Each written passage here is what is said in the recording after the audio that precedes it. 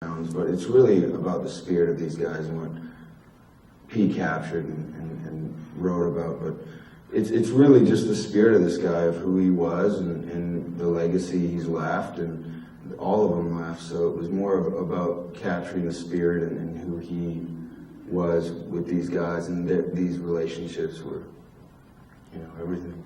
Mm-hmm. Marcus, the movie obviously is very much about this incredible fraternal feeling between these men, your buddies.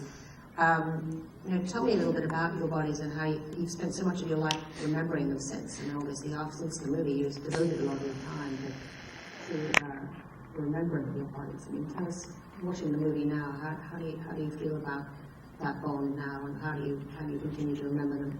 The movie doesn't change anything about the bond that I have with my teammate in the movie. It's not real. Everything that we go through from day one, week one, minute one of our training to the day we either get out or we die, we're always together. And that's how you actually forge a relationship, is through pain and adversity and blood. I mean, everyone sits around and talks about how this is my friend and my best friend, this, that, and the other, but unless you've been in a tight spot with them, then you don't have any idea if they're your friend or not. Because most people bail on you when things get bad. You want to test somebody's loyalty, you got to get in a bad situation with them. It's just the way it is. Our training is designed that way, to make everything, every day, the simplest tasks become the hardest things. And that's those guys who you bond up with and stick around and don't go anywhere and just sit there and look at you and go, man, this sucks, but I'm not going to leave you.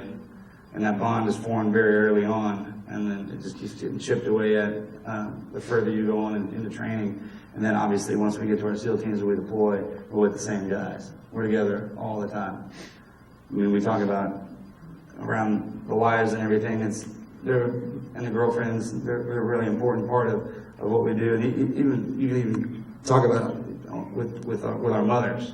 I mean, they think that they know who we are, and they do, because they've raised us and stuff like that. But there's that transitional period that we go through as we're going through training, and don't have any idea who we are.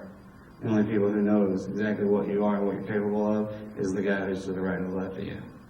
And I tried to explain that to one of the mothers and wives one time. She was sitting there crying, and I didn't say this to her, obviously. I was like, yeah, whatever, you don't know. But she goes, she was just talking to me. She goes, you just didn't know my husband like I did. And I go, in the back of my head, I was thinking, I know your husband better than you. I know everything about him. I know what he smells like after day one as opposed to day two without a shower. I know how he moves in the dark. I know what he's going to do when this happens as opposed to this. Not only do I know everything about him, I know everything about you. What do you think we talk about staring at a tree for 5 days? You know what I mean? So, it's just one of the, I'm married, so I got 4 kids. So Now, what